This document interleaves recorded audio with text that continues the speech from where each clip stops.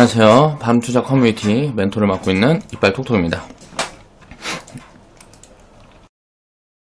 오늘이 10월 25일이고요.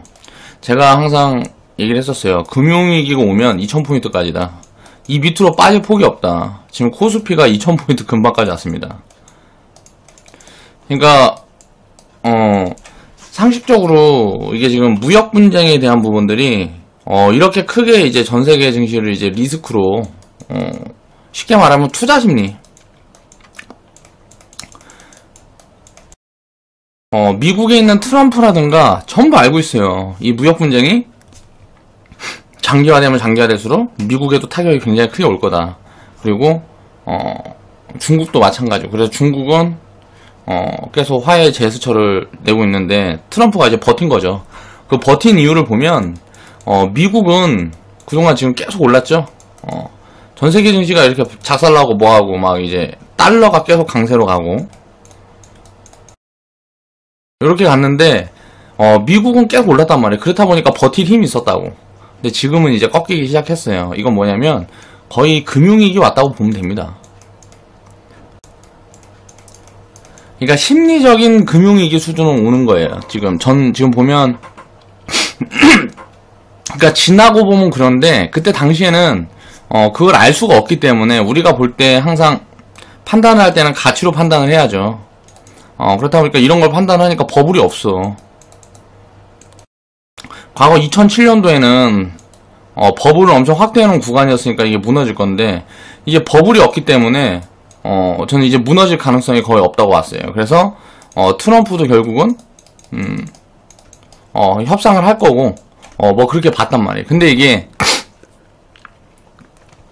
지금은 이제 아예 트럼프가 계속 협상을 중국과 하고 있는 과정에 갑자기 관세를 계속 부과를 하고 하면서 이제 이게 장기화가 거의 뭐 현실화 됐단 말이에요. 이것들이 이제 주식시장에 지금 선반영이 되고 있는 겁니다. 이게 장기화 되면은 어떤 리스크가 있을 거다. 이런 것들을 이제 반영을 해서 주식시장에서는 미리 돈이 그렇게 움직이고 있는 거예요. 이 장기화로 인해서 충격이 있을. 이게 이제 충격이 현실화되면 이제 그 자리가 항상 바닥이 되는 거예요. 지금은 보면 이제 뭐 미국 고용이라든가 물가 같은 부분들이 크게 연동 이제 되겠죠. 6월달 관세 부과를 했으니까 이제 9월달 3분기 실적들이 이제 나올 거 아니에요, 미국에. 3분기 실적들이 굉장히 안 좋게 나올 거란 말이에요. 지금 작년에 이제 이렇게 미국 증시가 올라갔던 거는 이제 세금을 줄여줬죠. 법인세 세금을 줄여줬기 때문에 이게 그 기업들이, 그러니까 부자들이 더 부자가 된 거예요. 쉽게 얘기하면 미국은. 그러면서 이제 소비가 당연히 늘고 그러니까 고용이 늘고. 왜? 전 세계에 있는 기업들이 이제 한 30%가 미국으로 돌아갔으니까 법인세를 줄여주면서 이제 전 세계에 이제 나가있던 기업들이 다시 미국으로 돌아왔어요. 그러니까 우리나라 같은 경우는 여기서 이제 대응을 잘못한 거죠. 그렇다 보니까 법인세 같은 거 우리나라는 오히려 인상 기조를 갖고 왔고 또 금리를 올리지 못했고, 그러니까 경기 부양책을 쓴 게 아니고 거꾸로 긴축 정책을 썼잖아요, 한국은. 미국은 이제 부양책을 쓴 거고. 그래서 이제 부양책에 대한 화살이 미국은 이제 이게 돌아올 수밖에 없어요. 이 화살이 이제 부메랑으로 돌아와서 이제 미국을 때릴 거고, 이제 중국이나 한국 이런 데들은 지금 너무 싸요. 그러니까 펀더멘탈로 봤을 때 너무 싸기 때문에 거의 금융위기보다 훨씬 싼 거예요. 그러니까 금융위기 때는 전 기업들이 다 적자일 때고 지금은 그런 상황이 아니라서 금융위기 때보다 주식이 싸다 생각하면 돼요. 그러니까 역사적으로 앞으로 이런 자리는 이제 이번이 지나면 경험을 못할 가능성이 굉장히 높고요. 그러니까 평생 이제 지금 자리는 이제 오지 않을 그럴 구간이라고 생각을 하면 됩니다. 그러니까 나중에 보면은 굉장히 좋은 기회인데 이제 지금은 힘든 거죠. 그런 것들이 경험이 없으니까. 이제 회원분들은 이 구간이, 우리 회원분들도 이 구간을 잘 견뎌서 이렇게 진행이 되면 이런 거구나. 이제 다음에는 이런 리스크가 확대되는 구간들이 또 나오게 되면 그때는 지금보다 수익을 더 키울 수 있는 그런 시스템을 견고하게 하고 그렇게 준비를 해나가면서 이제 큰돈 벌면 돼요. 지금부터는 이제 반등이 어느 정도 나와도 비중을 이제 막 줄여가고 그럴 포지션이 아닙니다. 계속 유지를 해야 돼. 개인 투자자들이 어느 정도 올라오면 다 도망갈 거예요. 지금 반대로 이제 개인 투자자 같은 경우는 지금 개인 투자자는 반대로 이제 강제적으로 이제 반대 매매. 이제 신용 같은 경우는 로스컷이 걸리면 나가니까 이렇게 반대 매매 물량들이 오늘 많이 출회가 됐습니다. 이제 오늘 보면은 개인 매도 물량 코스피 코스닥 합쳐갖고 한 5천억 정도 나왔으니까 지금 신용이 뭐 한 10조 정도 남아있으면 한 1조는 털렸을 거예요. 제가 봤을 때 한 5천억에서 1조는 털렸겠지. 그리고 이런 부분들이 이제 신용은 이제 계속 털려가면서 이제 바닥을 잡을 거예요. 그래서 이제 지수는 어느 정도 이제 유지를 하면서, 그러면서 이제 더 빠질 것 같고 이제 리스크 현이 보인다 그러면 단기적으로 공매도 뭐 이제 못하게끔 뭐 정책적으로 이런 것들이 나올 거란 말이에요. 이런 것들은 이제 선진화 그건 아니에요. 공매도 같은 거를 못하게 하고 관여를 하고 한다는 거는 굉장히 안 좋은 거예요. 그러니까 쉽게 말하면 버블을 키울 수 있다는 거예요. 그래서 이거를 만약에 개인들을 공매도를 해주는 건 맞아요. 그렇게 해야 돼요. 형평성이 어긋나니까. 기관이라든가 외국인이 공매도를 못하게 하는 게 아니고 공매도를 개인 투자자들도 하게 해야 된다고. 그러니까 우리나라 같은 경우는 보면 도박 같은 거 이런 거 저렇게 해서 법으로 막아놓고 이런 것들이 이제 리스크 될 것 같으니까 막고, 이제 가상화폐 같은 것도 뭐 보면 막고. 한국인들은 급하기 때문에 정부에서 그런 것들은 사실 잘못한다고 이야기는 못하겠어요. 근데 이게 부분적으로 계속 풀어주는 그런 식으로 돼야 이게 좋다는 거지. 이 공매도 같은 경우는 우리가 개인도 이제 공매도를 그렇게 자유롭게 할 수 있게 그렇게 풀어줘야 되는 게 맞는 거고, 원래는. 근데 그런 부분들이 안 된다고 이제 뭐 기관이나 뭐 외국인 공매도를 막는다는 거는, 이거는 장기적으로 보면 그렇게 좋은 게 아니라는 거죠. 미국 시장에서 뭐 공매도 못하게, 뭐 공매도 계속 뭐 가능하게 하고 하면은 뭐 증시가 뭐 작살나고 하나요? 그런 게 아니라는 거예요. 지금 그러니까 미국 같은 경우는 확실하게 비쌉니다. 우리가 사람들이 PR을 얘기하기 좋아하니까 PR 같은 경우 보면 지금 미국 같은 경우가 아마 14배? 16배 이렇게 될 거예요. 지금 그러면 한국은 한국 같은 경우 우리는 이제 가치로 보자고요. 한국 같은 경우는 PR이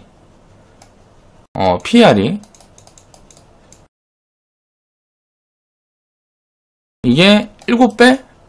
뭐 이렇게 될 거란 말이야. 그리고 러시아 같은 경우가, 저는 러시아도 굉장히 투자하기가 좋은 지금 구간이라고 보고 있는데, 제가 중국 같은 경우는 잘 모르겠고 여기저기 들은 게 많이 없어요. 이런 것들을 내가 분석하려면 너무 힘드니까 보통 이런 것들은 저는 갖다 씁니다. 요즘 뭐 여기저기 보면 정보들이 많으니까. 자, 이게 보면은 PR 같은 경우가 5배, 6배 돼 있단 말이에요. 그러면은 2배 싸잖아요, 한국이나 러시아가. 그쵸? 그리고 중국 같은 데도 미국보다 이렇게 싸단 말이에요. 돈이라는 거는 비싼 데서 싼 데로 움직일 수밖에 없어요, 장기적으로. 미국이 이제 이런 식으로 이제 장기적으로 되면 당연히 무역 수지 개선되겠죠. 그리고 무역 수지가 개선이 되고 이제 흑자로 돌아설 거란 말이에요, 무역이. 흑자로 돌아서든지 아니면 뭐 이제 약적자, 적자가 지금부터처럼 이렇게 크게 아니고 약적자가 이렇게 되겠죠. 근데 이제 뭐가 문제냐면 미국은 달러로 돈을 찍어갖고 이걸 다 사줬으면 됐어요. 그냥 적자는 그냥 숫자로 나온 거고, 종이 찍어갖고 사줄 수 있는 그런 그거를 이제, 그러니까 그게 보면 기축통화. 달러가 기축통화가 아니었으면 2008년도에 일어날 수 있었을 것 같아요? 못 일어나요. 달러를 이렇게 전 세계에서 많이 쓰고 있지 않았으면 전 세계에서 이거 미국을 살려줄 필요가 없어요. 다 버려버리지. 아니면 더 죽여버리든가. 이걸 만들 수 있었던 것들이 이런 거란 말이에요. 기축통화. 양쪽 하나 계속하고 뭐하고 하면 수요가 감당이 안 되면 화폐 가치가 확 떨어져야 되는데, 화폐 가치 유지시키면서 공급량을 늘렸는데 수요가 늘어나는 거죠, 같이. 그런 것들이 이걸로 가능했단 말이야. 근데 이런 것들이 이제 달러 사용이 줄어들면 이런 것들이 당연히 안 좋아지는 거예요. 그러니까 미국은 지금 성장한 게, 우리가 봤을 때 미국은 어떻게 성장을 했냐 보면, 그러니까 물가를 낮춰가지고 소비를 키웠어요. 그래서 우리가 다 알고 있잖아요. 미국이 땅덩이는 인구는 중국보다 적어요. 근데 중국보다 내수 시장이 몇 배 돼요. 중국보다 내수 시장이 미국이 몇 배 된다고. 인구는 훨씬 적은데 내수 시장이 이렇게 크다. 이건 뭐예요? 버블이라는 거예요. 그래서 지금 이제 미국이 이런 구간이 되면 미국은 이제 이게 문제가 생기면 지금 빠르게 작살나면은 미국이 가장 크게 망한단 말이야. 왜? 국민들이 투자 비중들이 이게 70% 될 거예요. 자, 근데 이게 한국은 미국은 국민 투자 비중이 한 70% 된다고 증시에. 근데 한국은 그러니까 금융 투자 비중이 한 70% 된다는 거예요. 부동산이 한 80% 90% 될 거예요. 이렇기 때문에 한국은 저평가인 거고 미국은 이렇게 된 거예요. 이제 한국 증시가 이제 살아나고 뭐하고 하면서 부동산이 이제 굉장히 침체기를 겪고 이런 구간들을 오면 증시가 이렇게 지금 부동산처럼 이렇게 버블 구간이 온단 말이에요. 전 그런 구간들이 앞으로 10년 안에 올 거라고 봅니다. 그리고 제가 이제 차트만 보고 얘기하고 뭐 이런 것들을 별로 안 하고 싶은데, 자, 일단 차트를 잠깐 좀 볼게요. 자, 코스피 지수 차트를 좀 보면서 얘기를 잠깐 해보면, 이게 보면 2002년도부터 이제 금리 인상이 시작한 시기부터 코스피가 요렇게 움직였단 말이에요. 잠깐만요.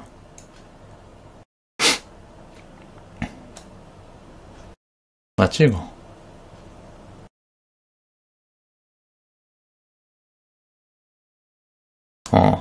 이런 식의 흐름이에요. 지금 이제 주가 수준이 여기 있는데 아마 이 자리를 이제 넘어가겠죠. 다음에 이제 넘어갈 가능성이 높고, 제가 항상 3,000, 4,000 이야기하는 것들이 그 정도 되면은 이제 버블 정도를 살펴야 되는 구간이란 말이에요. 그러니까 이때도 사실 버블이 그렇게 많이 껴있던 건 아니었어요. 대외적인 요건 때문에 이렇게 작살이 난 거지. 버블이 껴있는 구간에서 작살이 나니까 많이 작살이 난 거고, 지금은 버블이 껴있지 않은 구간에서 이렇게 작살이 난 거기 때문에 여기에서 이만큼 빠진 것만큼 빠진 거예요. 이만큼 빠진 거라고. 지금도 보면 이만큼 빠진 거라고요.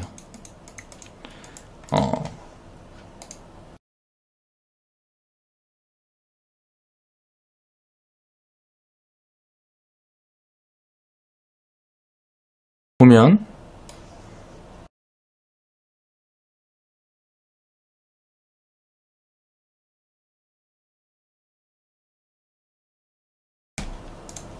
그렇다. 그러니까 오늘 지금이 이제 보면은 2008년도 이후에 10년 주기설이 결국 맞은 거죠. IMF 때랑, 자, 2008년도 리만 사태, 2018년도 지금 보면 무역 분쟁. 과거에 미국이 겪었던 1924년 뭐 30몇 년 뭐 40몇 년 뭐 이때 왔던 그 대공황, 그 대공황이 이게 이제 장기화되면 이제 진행이 될 가능성이 있죠. 이제 4차 산업하고 뭐고 이런 것들이 다 이제 스톱이 되겠지. 투자가 말라버리니까.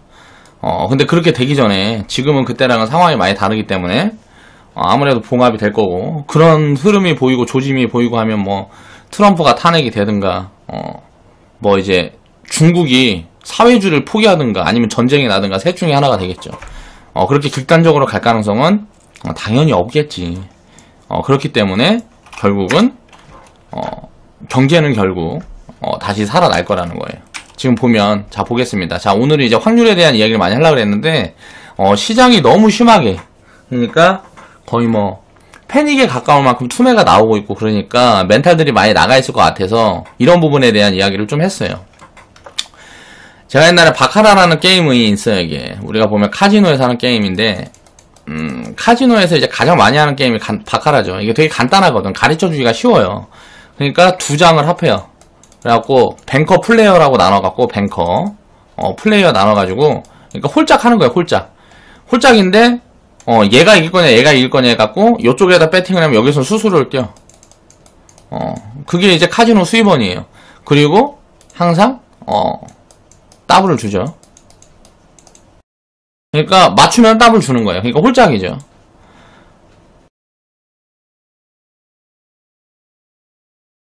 이런 게임인데, 이 게임을 하면 카지노가 항상 이기는 거는 확률이 52% 대 플레이어가 48%예요. 카지노에서. 자, 카지노가 이기는 확률은 요거 4%밖에 없어요. 근데 이걸로 그 어마무시한 수익을 만들어가는 게 카지노입니다. 보면 저 같은 경우는 전략을 세우는데 보통 이제 뭐 여러 가지가 있겠지만 저 같은 경우는 바카라를 딱 할 때 금액을 정해둡니다. 예를 들어서 정성 같은 데 갔어. 내가 놀러 갔으면 뭐 100만원이면 100만원 이렇게 정해놔요. 오늘 놀 금액. 그래가지고 시간을 또 정해요. 그 시간 안에 예를 들어서 100만원을 따면 100만원 이기면 그냥 나와요. 그리고 이 시간이 도달했는데 뭐 예를 들어서 4시간을 정해놨다. 그럼 4시간에 도달하면 그냥 그 자리에서 일어나요. 그렇게 해서 여태까지 내가 놀러간 데서는 거의 이겼는데 제가 그때 사용했던 그거는 이제 플레이어 뱅커, 그러니까 홀짝으로 우리가 편하게 설명을 하자고요. 홀짝. 자, 홀짝으로 보통 이제 한다 그러면 이거를 확률적으로 접근하려고 그러면 여러 가지 방법이 있겠지만 간단한 방법이 2배씩 뛰어갖고 예를 들어서 100원 그 다음에 200원 그 다음에 400원 뭐 이렇게씩 배팅하는 걸 생각하는 사람들이 많아요. 이런 것들을 그러니까 100원 처음에 배팅하고 틀리면은 200원 배팅하고 확률은 50%니까 자 틀리면 400원 배팅하고 이렇게 생각하는 사람들이 많아요. 그런데 요런 데에서 이제 변수가 생기면 이건 죽어버리는 거예요. 자 100원, 200원, 400원 예를 들어서 800원 뭐 1600원 이렇게 배팅을 한단 말이에요. 이렇게 배팅을 하게 되면 1600원에서 이겨도 1600원에서 이겨도 수익은 100원밖에 아니에요. 근데 이게 내 돈이 다 떨어질 때까지 계속 이렇게 늘려가면서 배팅을 하면 돈이 무한정이면 이길 수밖에 없지만 돈이라는 게 한계선이 있으면 결국은 이게 걸린단 말이야. 내 돈이 다 털어먹는 기간이 걸린다고. 자, 수익 100원에 16배야. 자, 이 다음에는 32배라고. 굉장히 리스크가 커지는 거예요. 가장 단순한 이런 확률적인 이런 것들로 오류가 생겨가지고 보통 도박을 하면 다 망하는 겁니다. 저는 할 때 그래서 10번을 봅니다. 예를 들어 100만원 갖고 가면 뭐 만원씩 배팅을 하든지 뭐 10만원씩 배팅을 하든지 뭐 그렇게 해갖고 이렇게 10번을 대충 봐요. 그래서 플레이어가 3번 나오고 예를 들어서 뭐 뱅커가 그러니까 홀이 3번 나오고 짝이 7번 나왔다. 그러면 그 다음 10번에는 똑같은 금액으로 예를 들어서 10만원이면 10만원 똑같은 금액으로 짝에다만 배팅을 해요. 그래서 내가 이긴 확률이 많으면 다시 10번을 봅니다. 이런 식으로 배팅을 해요. 저 같은 경우. 그러니까 보통 바카라라든가 이런 것들은 이 확률적으로 접근을 하면 뭐 MIT 공대생들이 과거에 이제 카지노 털든 뭐 그런 것들이 실화가 있어요. 그래갖고 카드를 외워가지고 확률적으로 접근을 해서 이제 뭐 영화로도 나온 게 있고 그런데 그런 부분들이 제가 자세히 보진 않았겠지만 뭐 비슷할 거예요. 뭐 카드가 52장이면 카드가 52장이면 이 50장 중에 몇 장을 오픈했을 때 이게 뭐 확률을 이걸 봐가지고 뭐 이제 뭐 배팅을 똑같은 금액을 뭐 몇 번 안에 이렇게 배팅을 하는 뭐 그런 식의 방법을 썼을 거란 말이야. MIT 공대생들이 했던 방법들이 이런 것들이라고. 이걸 왜 얘기를 하냐면 이거는 이기고 지고를 봐도 확률적으로 접근했기 때문에 무한대로 복리가 쌓일 수가 그러니까 복리가 입혀지지 않는다는 거예요. 이긴다고 해도 복리를 입히기가 어려워. 쉽게 얘기를 하면 먹어도 100이에요. 자 잃어도 100이야. 이런 거는 복리가 입혀지지 않아. 그렇기 때문에 매력이 없는 거죠. 투자가 될 수 없다는 얘기를 하는 거예요. 확률적으로 이길 수 있는 방법이 있다 그래도 요거는 이제 투자가 될 수가 없는 거예요. 결국은 이게 그 확률적으로 접근을 해갖고 이기는 사람들이 있으면 카지노에서 블랙리스트 박아놓고 그 다음부터 안 받아버린단 말이야. 더 이상 이거 알면 뭐해. 뽑아먹을 수가 없는데. 영원히 열려있는 시장은 금융시장이에요. 그런 데서 이 확률적인 부분들을 접근을 할 줄 알아야 이제 입힐 줄을 알아야 된단 말이야. 그 부분에 대한 고민을 많이 해야 돼요. 제가 그래서 자주 하는 얘기고 맨날 하는 얘기고 영상에서 앞으로도 계속 할 얘기지만 주식 투자는 이제 기업의 성장성으로 장기 투자를 할 시에 분산이 중요하죠. 분산을 해서 왜? 내가 틀릴 수도 있으니까. 항상 내가 틀릴 수 있다라는 전제를 해야 돼요. 내가 틀릴 수 있다. 분산을 하는 이유는 그거예요. 내가 무조건 맞는다 그러면 분산이라는 걸 할 필요가 없어요. 근데 그거는 과신이고 욕심인 거예요. 내가 무조건 그래서 몰빵을 못하게 하는 거예요. 몰빵이라는 거는 결국 언젠가는 죽는 겁니다. 언젠가는 죽는. 1000만원 갖고 100억을 만들었어도 죽는 거고 1000만원 갖고 10억을 만들었어도 죽는 거예요. 언젠가는 죽어요. 무조건 죽을 수밖에 없는 게임이 이제 몰빵이에요. 거기까지만 만드는 것도 굉장히 확률적으로 어려운데 1000만원 갖고 100억 10억 만들기도 되게 어렵죠. 그렇게까지 계속 몰빵 투자를 해가지고 키워나간다는 것도 사실 거의 불가능에 가깝고, 그렇게 된다 그래도 이 습관을 버리지 못해서 죽을 확률이 훨씬 높아요. 결국은 언젠간 죽는 거예요. 서민들이 일어서지 못하는 이유 중에 하나예요. 이게 사업을 해도 몰빵이고 집을 사도 몰빵이고 서민들은 항상 몰빵이란 말이에요. 왜? 가진 돈의 규모가 작아서 그 작은 돈을 작은 돈을 천천히 불려가서 복리를 키우려는 생각을 하는 게 아니고 한 방에 어떻게 되고 싶기 때문에 결국은 망하는 거예요. 그걸 먼저 깨야 되는 거예요. 내가 가진 돈이 100만원이면 나가서 일해서 뭐 해갖고 10일이면 10일만 벌면 된다. 보통 이렇게 생각을 한다고. 저는 이렇게 되게 생각을 많이 했어요. 내 주머니에 100만원밖에 없는데 나가서 인건비 10만원 세갖고 10일만 살면 돼. 이 시간값을 되게 허투루 보는 거지. 그래서 이 100만원이라는 거를 별로 큰 돈이라고 생각을 안 했어요. 항상 어렸을 때부터. 이게 되게 잘못된 거예요. 이거를 만원씩 쪼개갖고 100개로 분산해서 투자해서 냅두고 내가 일을 해서 거기다 계속 태워야 되는 거예요. 새로운 자산을 계속 사들여 나가야 된다는 거지. 그러면 그 중에 어떤 거는 상승이라는 건 항상 무한대가 돼요. 이게 1에서 1000이 되는 게 1000배 상승도 나오고 100배 상승도 나오고, 이게 확률로 치면 10,000%예요. 프로테이지로 치면 10,000,000%. 1000배 상승이 나오면 100,000,000%예요. 이게 가능한 게 투자란 말이야, 우리가. 이게 가능한 게 투자인데 결국은 만원 갖고 100만원을 만들 수 있는 거예요. 만원 갖고 100개를 사는데 그 중에 하나가 100만원이 되고 나머지는 망한 것도 있고 뭣도 있고 하다고 치자고. 결국은 기간값을 입어갖고 그게 성장하는 툴이 되면, 예를 들어서 1000개의 기업이 한 개만 살아남고 나머지 다 망했다 그러면 거기에서 엄청난 기회가 생기는 거예요. 1000개의 나머지 기업의 돈을 이 한 개가 다 빨아먹은 거예요. 쉽게 얘기를 하면 한 개의 기업이. 근데 나머지 기업들도 그냥 망하는 게 아니고 그 중간중간 이 한 개의 기업을 이길 때도 있고 졌다 막 이런 구간들이 계속 나온단 말이야. 항상 그런 상황들이 나오면서 그 사이에서 변동성으로 수많은 기회를 주는 거예요. 우리가 주식 투자라는 사람들은 그런 것들을 이해를 해야 돼. 그래가지고 상장 폐지되면은 손실은 확정이 된다고. 100%로 기업이 없어지면, 주식시장에 상장되는 기업들이 없어지면 손실은 100%로 한정을 지을 수가 있어요. 자, 근데 상승은 무한대다. 이런 얘기를 제가 계속 하잖아요. 지금 내가 리딩하면서 수십 종목, 수백 종목을 드리면서 상장 폐지된 종목도 지금 2개 있습니다. 2개. 상장 폐지된 종목이 2개 있어요. 이런 거 거짓말하고 하고 하면은 이거 신고하면 다 걸리니까 거짓말 못 한다고. 항상 저는 이제 다 무조건 오픈을 해야 된다고 생각을 해요. 잘못됐고 내가 실수했고 내가 깨졌고 작살났어도 그런 것들을 오픈을 해야 된다고. 근데 이제 100% 이상 상승을 만들어낸 종목은 몇 개 있을까?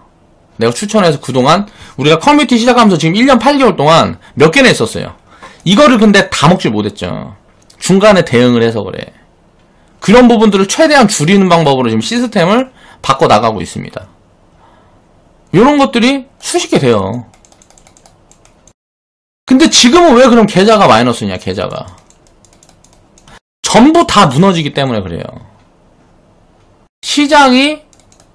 그러니까 주식시장에는 이 자체에서 돈들이 무서워서 도망가고 있어서 그런다고. 요것들이 다시 유입되면 요것들이 다 좋은 구간에 이런 것들이 나온다고. 이런 게 쏟아져요, 쏟아져. 이렇게 지금 자리에서 막 이렇게 몇백 프로씩 올라가는 이런 종목들이 쏟아진다고. 예를 들어서 1만원에서 지금 우리가 들고 있는 것들이 중에 수익 중인 종목은 한 10%나 밖에 안 될 거예요. 우리가 들고 있는 것 중에 수익 중인 종목은 10% 밖에 안 된다고. 자, 1만원에서 이게 예를 들어서 1000원이 됐어. 예를 들어서 3000원이 됐어. 종목을 예를 들어서 100개를 갖고 있는데 이 종목들을 다 똑같이 대응을 하는 게 아니잖아요. 계속 다 그냥 들고만 있는 게 아니라고. 먼저 치고 올라가는 거 있으면 요거를 팔아갖고 요쪽으로 옮기고 이런 작업들을 계속 해나가요. 근데 지금은 왜 아무런 대응도 안 하고 있냐. 지금은 어떤 놈이 먼저 치고 갈지를 몰라요. 이게 되돌려야 보여진다고.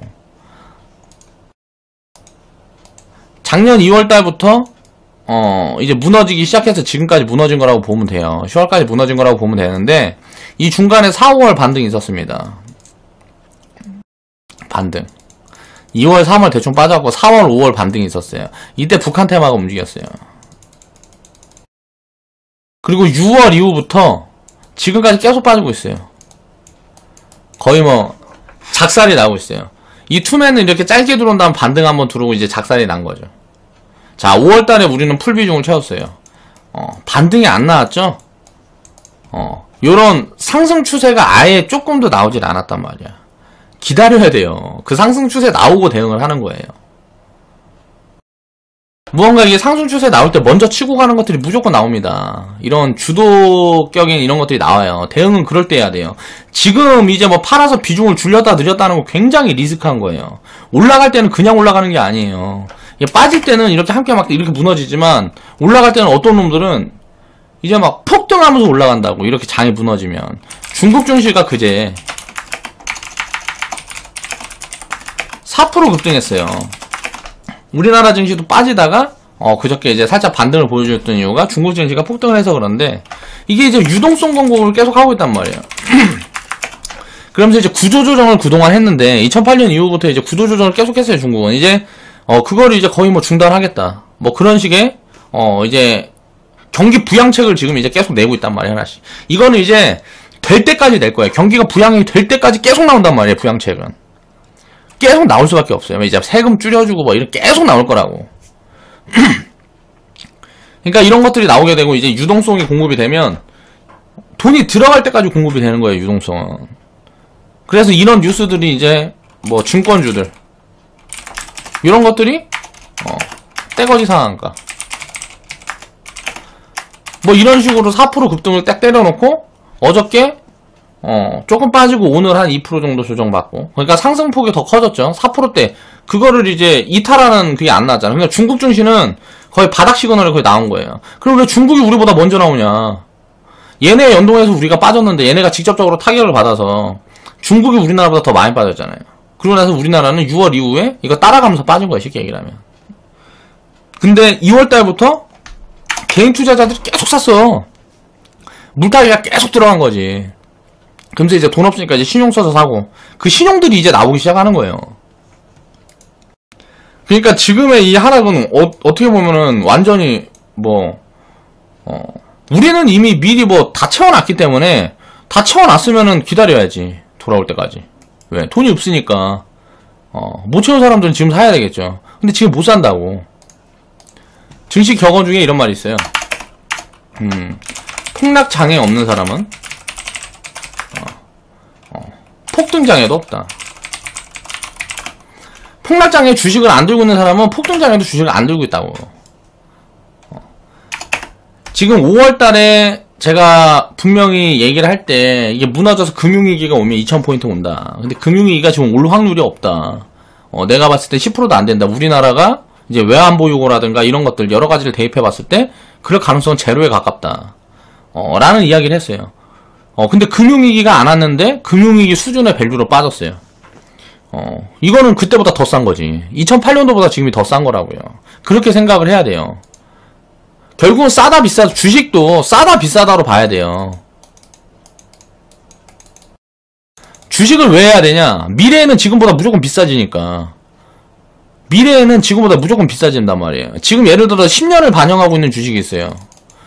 10년을 반영하고 있는 주식이 있어. 주가가 많이 올라가고 10년 실적을 이렇게 갖고 왔어. 그럼 당장은 빠지겠지. 근데 20년 후에는 이거보다 높아질 가능성이 높잖아요. 이렇게 비싼 구간에 들어가 있으면 잠깐 망해야 돼. 어쩔 수 없어. 그래갖고 20년 들고 있으면 되지 뭐. 이게 마이너스 뭐 80%가 난다 그래도 20년 들고 있으면 결국은 수익으로 돌아가니까.